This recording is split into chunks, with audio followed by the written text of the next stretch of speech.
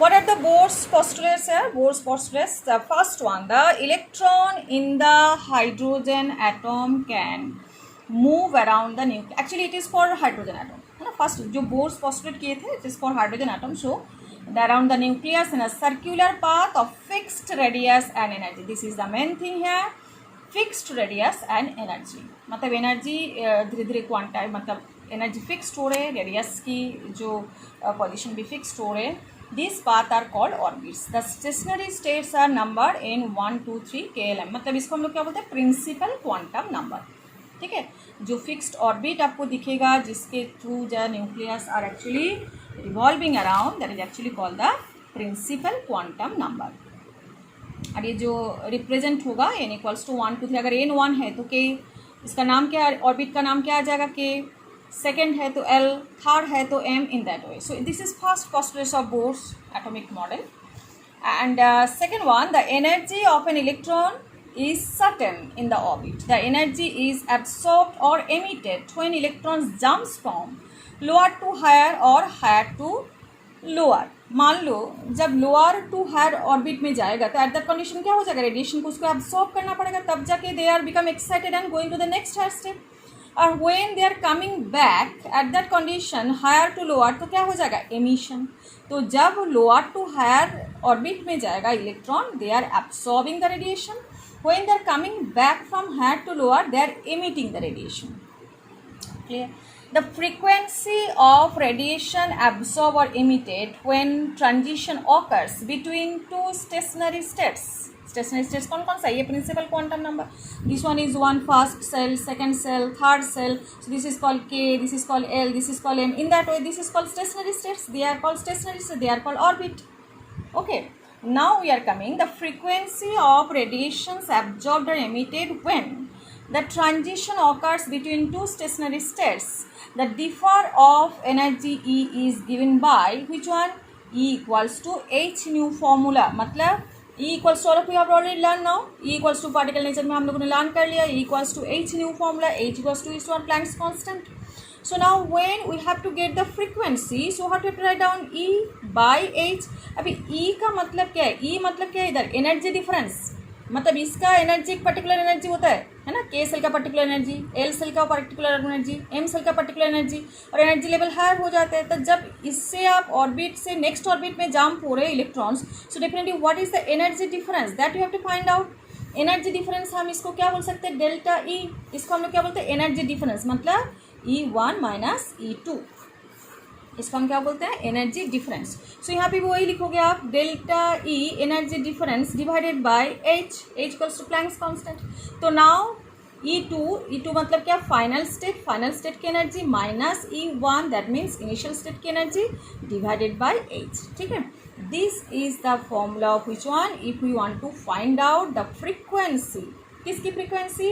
ना जो radiation absorb हो रहे या एमिट हो रहे, ये जो रेडिएशन एब्सॉर्ब हो रहे या एमिट हो रहे, इसकी फ्रीक्वेंसी अगर आपको फाइंड आउट करना है तो कौन सा फॉर्मूला आपको अप्लाई करना है? Nu equals to delta E by H, that is E2 minus E1 by H. E2 कौन सा है ना? Energy of the final state और final stationary level, that is called orbit.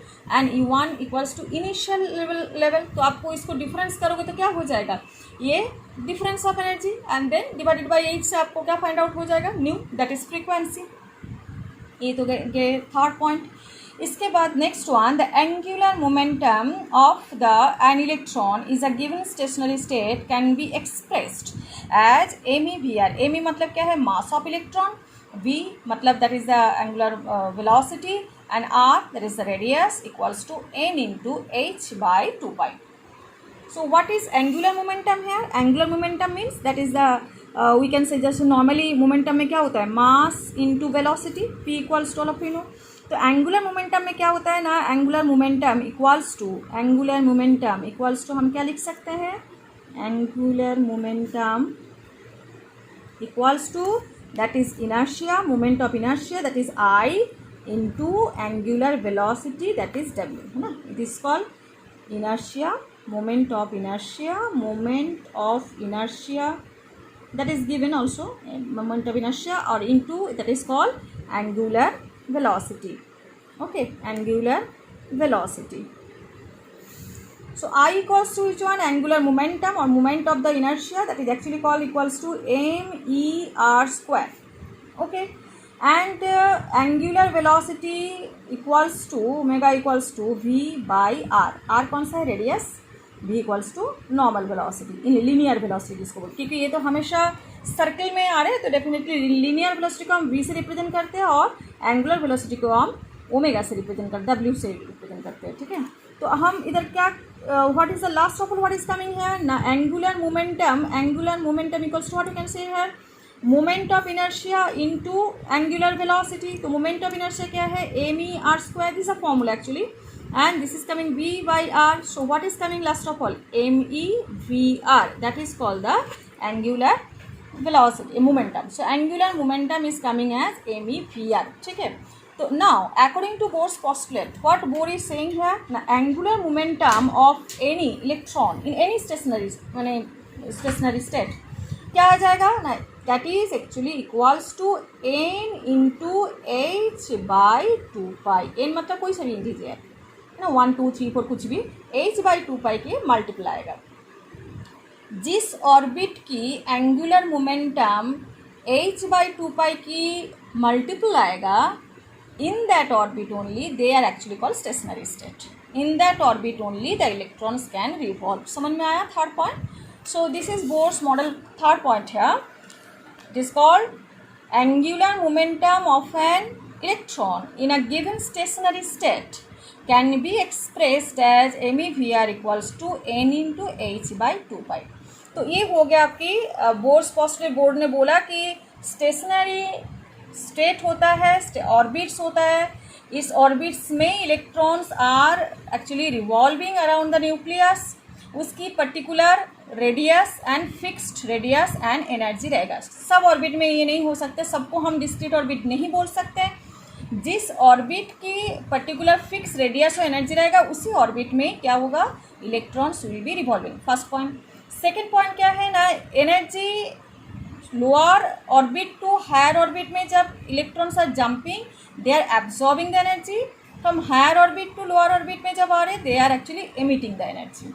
Frequency कैसे फाइंड आउट होगा कि दोनों एक ऑर्बिट से दूसरे ऑर्बिट में गए तो जो रेडिएशन आ रही है उसको फ्रीक्वेंसी क्या है, आइदर एब्जॉर्ब हो रही है या इमिट हो रहे हैं. उस रेडिएशन की फ्रीक्वेंसी की इसके ऊपर न्यूमेरिकल आता है, तो उसकी फ्रीक्वेंसी क्या होना चाहिए, डेल्टा ई बाई एच. ठीक है, एंगुलर मोमेंटम के ना क्या होना चाहिए, क्योंकि ये सब रिलेटेड है, बोर्ड्स के रिलेटेड है. उन्होंने यही बोला कि फ्रीक्वेंसी के डिफरेंस कैसे आप पता चलेगा ना, ये फ्रीक्वेंसी के डिफरेंस से डेल्टा ई बाई एच से फ्रीक्वेंसी मतलब जो रेडिएशन एमिट या एब्जॉर्ब हो रही है उसकी फ्रीक्वेंसी आपको फाइंड आउट हो जाएगा. और यहाँ पे वो जो बोला है कि एंगुलर मोमेंटम भी जिस ऑर्बिट की angular momentum h by 2 pi या उसकी मल्टीपल आएगा, these orbit are actually orbit appropriate for electrons revolution. ठीक है, तो these are actually Bohr's postulate. This is the we are waiting for that one when the Bohr's postulate will coming. So now these are the energy difference, so that we have already discussed about the atomic spectrum, emission spectrum, absorption spectrum, and what is the energy related to each electron there. each specific जो stationery state है, जो orbit है, उसकी particular energy क्या होना चाहिए, उसकी radius क्या होना चाहिए. सिग्निफिकेंस क्या है ना, हमें स्टेबिलिटी ऑफ एन एटम मिल गए है ना, सच दैट इलेक्ट्रॉन रिवॉल्विंग. जैसे रदरफोर्ड ने क्या बोला था कि इलेक्ट्रॉन्स आर रिवॉल्विंग, कोई पर्टिकुलर ऑर्बिट नहीं बोला था, उन्होंने बोला था कि एनी ऑर्बिट में ही हो सकता है. तो उसमें क्या होगा ना, they are due to acceleration the electrons are falling in the centre, that was Rutherford limitation. ये ओवरकम हो गया इधर, क्योंकि पर्टिकुलर ऑर्बिट बोला है, जिस ऑर्बिट में पर्टिकुलर एनर्जी और पर्टिकुलर क्या होगा, रेडियस है ना. जिस ऑर्बिट की एंगुलर मोमेंटम NH2 होगा, जिस ऑर्बिट की मतलब डिफरेंस क्या हो जाएगा, किससे फाइंड आउट कर सकते हो, new delta E by H से फाइंड आउट कर सकते हो. तो उसको ही हम क्या बोलेंगे, स्टेबिलिटी. तो स्टेबिलिटी आ गए है ना, से कैन नॉट रेडिएट एनर्जी. जब इलेक्ट्रॉन उसी पर्टिकुलर ऑर्बिट में रिवॉल्विंग होगा, they will not emit any energy, क्योंकि उस एनर्जी में जब तक जंप नहीं होगा एमिशन नहीं आएगा. ठीक है, तो जब वो उसी पर्टिकुलर ऑर्बिट में रिवॉल्विंग होगा उस time they will not emit any energy. So that's why it is called discrete orbit, and that's why it actually involves the stability of an atom, जो रदरफोर्ड ने एक्सप्लेन नहीं कर पाए.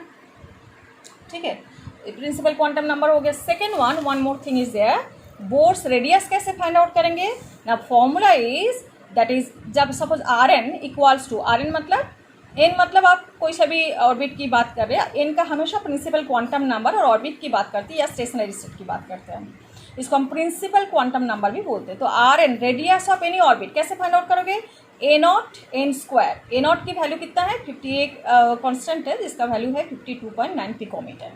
तो hydrogen के लिए तो इसको अप्लाई करके, और 52.9 एक्चुअली किसकी वैल्यू होता है ना, A square by 4πm² Z, इसकी वैल्यू होता है क्या ना 52.9 picometre, and N square is coming here as a associate hair.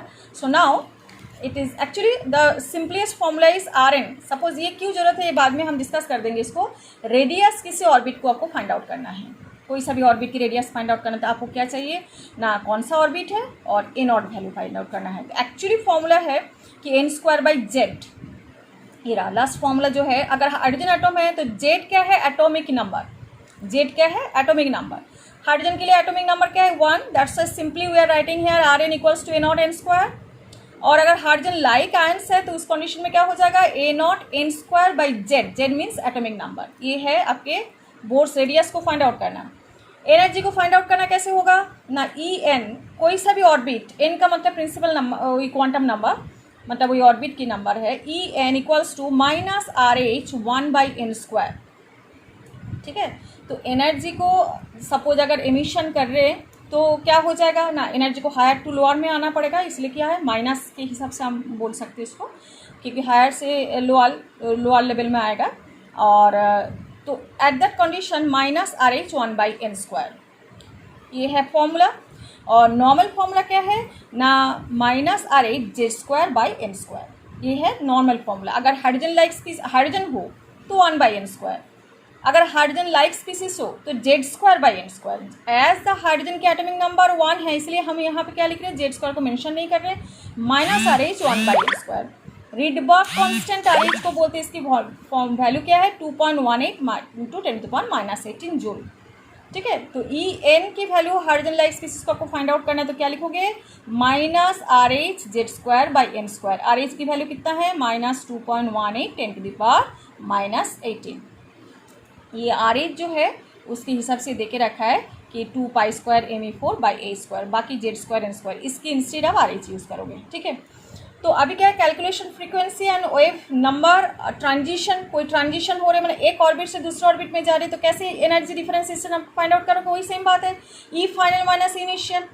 तो R H minus R H N square F है ना, Z square by N square formula आप apply करोगे तो क्या हो जाएगा, minus R H Z square by N square. तो यहाँ पे क्या हो गया ना, देखो Z square by N square, तो R H by N square, अगर जेड स्क्वायर आप हाइड्रोजन की हिसाब से ले लो तो R H N square F और इस फाइनल, और minus R H N square initial. तो आर एच अगर कॉमन ले लोगे तो क्या हो जाएगा, एन इनी स्क्वायर, मतलब ये प्लस हो गया तो definitely 1/n initial square by 1/n final square. तो फॉर्मूला यही हो गया आपके पास कि अगर एनर्जी डिफरेंशिएशन फाइंड आउट करना है तो 2.18 10⁻8 किसकी वैल्यू है आर एच की, into 1/n initial square minus n final square. इसमें से आप एनर्जी फाइंड आउट कर सकते हो, एनर्जी से आप equals to H nu formula में आप फ्रीक्वेंसी भी फाइंड आउट कर सकते हो, फ्रीक्वेंसी से आप वेव नंबर आपके वेव लेंथ फाइंड आउट कर सकते हो, वेव लेंथ से आप वेव नंबर फाइंड आउट कर सकते हो, बहुत सारी इसकी प्रोसेस है। ठीक है, अच्छा नेक्स्ट वन ईयर कमिंग, तो ये हो गया आपकी, अगर फ्रीक्वेंसी फाइंड आउट करना है वही देखो डेल्टा ई बाई एच, और उसी के अप्लाई करके हमें क्या मिला 3.29 into 10⁻15 1/n initial square minus n final square. आप डायरेक्ट आप फ्रीक्वेंसी फाइंड आउट कर सकते हो, फ्रीक्वेंसी से आप वेवलेंथ, तो वेवलेंथ से आप क्या फाइंड आउट कर सकते हो इधर ना, वेव नंबर। सो इसमें क्या आपको देना है 109, ये सभी वही आर एच वैल्यू को पुट अप करके हमको क्या मिला इधर 109,677 into 1/n initial square minus n final square. तो ये हो गया तीनों प्रोसेस, जिसमें आपको क्या क्या फाइंड आउट कर सकते हो। एक तो आप रेडियस फाइंड आउट कर सकते हो कोई ऑर्बिट की, एक तो आप एनर्जी फाइंड आउट कर सकते हो कोई पर्टिकुलर ऑर्बिट की, एक तो एनर्जी डिफरेंशिएशन आप फाइंड आउट कर सकते हो जब when the electrons are jumping from one orbit to next orbit. ठीक है, ये इलेक्ट्रॉन डिफरेंशिएशन आप फाइंड आउट कर सकते हो। और लास्ट इलेक्ट्रॉन डिफरेंशिएशन से आप फ्रीक्वेंसी भी फाइंड आउट कर सकते हो, अब आप वेव नंबर भी फाइंड आउट कर सकते हो, एज आप तो वेव लेंथ भी फाइंड आउट कर सकते हो। ठीक है, इसके बाद कितने लाइन स्पेक्ट्रम आएगा, explanation of the line spectrum, number of emission line, कितने लाइन की एमिशन आएगा, ये भी क्वेश्चन आता है। कितने नंबर, मान लो एक ऑर्बिट N2 और final orbit N2 and initial orbit N1, तो अगर N1 से N2 गए तो कितने नंबर ऑफ लाइन निकलेगा उधर से, 4 5 6 कितने लाइन निकलेगा। तो उस कंडीशन में आपको क्या फाइंड आउट, कैसे फाइंड आउट करोगे इस चीज़ को, एक सीधी सी फॉर्मूला है N2 - N1 into N2 - N1 + 1/2। ये फॉर्मूला भी हम अप्लाई करके दिखा देंगे कि कितने लाइन ऑफ एमिशन, मतलब ये N2 N1 से आपको क्या मिल जाएगा ना, इनिशियल फाइनल ऑर्बिट, और उससे आपको फाइंड आउट हो जाएगा कितने लाइन्स आपको मिल जाएगा। लाइन्स कौन सा है, ये जो लाइन हम अभी दिखाए थे ना, ये लाइन, कितने लाइन आपको मिलेगा। ठीक है, last is the calculation of ionisation energy, बहुत ही इंपॉर्टेंट है ये चीज़। आयोनाइजेशन एनर्जी का मतलब क्या है ना, when the electrons are remove from their orbit completely, है ना, energy required to remove an electron completely from the atom so as to convert it into positive ion. तो उसको कंप्लीटली अगर इलेक्ट्रॉन को रिमूव करना है तो इलेक्ट्रॉन को इन्फिनिटी में जाना पड़ेगा, तभी जाके टोटली इलेक्ट्रॉन रिमूव हो जाएगा। ऐसा नहीं कि first orbit second orbit, first orbit to third orbit, first orbit to fourth orbit, ऐसा नहीं है। जब भी इलेक्ट्रॉन्स को आप आयन, मतलब एटॉम को आप आयन में कन्वर्ट करोगे तो इलेक्ट्रॉन्स को टोटली रिमूव होना है। That means initial to infinity, infinity is the final orbit here. ठीक है, तभी जाके ये जो एटॉम है that will be now, suppose ये कुछ भी आप एटॉम ले लो, तो ये एटॉम जो है, ये एटॉम अभी A+ में कन्वर्ट होगा। कब होगा ना, इलेक्ट्रॉन टोटली रिमूव हो जाएगा, कोई दूसरा ऑर्बिट में नहीं जा रहे, टोटल इन्फिनिटी में जा रहे, तो that is called ionisation enthalpy, है ना। तो इसको हम लोग क्या बोलते हैं, आयोनाइजेशन एंथैल्पी बोलते हैं। इसको थोड़ा सा डिस्कस कर देते हैं इधर। तो इधर देख लो, तो यहाँ पे क्या हो जाएगा ना, n इनिशियल 1 आएगा, n फाइनल क्या हो जाएगा, इन्फिनिटी। तो En क्या हो जाएगा ना, -2.18 इंटू 10⁻⁻18 Z² Z क्या था, इट वॉज 1। अच्छा, तो आयोनाइजेशन एंथैल्पी क्या आएगा, E infinity, energy of infinity orbit minus energy of first orbit. तो यहाँ पे क्या आ जाएगा, एनर्जी ऑफ इन्फिनिटी मतलब क्या आ जाएगा, 0, क्योंकि जो n है 0 इन्फिनिटी, तो 1/∞ क्या हो जाएगा, 0, माइनस इन्फिनिटी एनर्जी 1 की क्या था, -2.18 10⁻⁸, क्योंकि ये तो 1 है। तो definitely ionisation enthalpy when the electrons are present in first orbit and आपको उसको आयोनाइज करना है, एटॉम को आयन में कन्वर्ट करना है, तो आपको क्या करना है ना, the formula is here coming 2.18, the value is 10⁻18। ठीक है, नंबर ऑफ रिवोल्यूशन, और इसमें क्या आ जाएगा ना, number of revolution v, velocity of the electron by 2πr।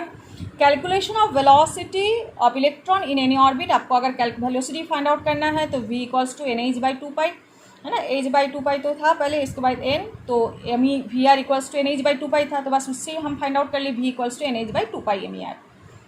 ये हो गया आपकी कैलकुलेशन। तो next day will discuss about the limitation. So this is about total Bohr's model and numerical. Next day we will discuss it and as well as the limitations also.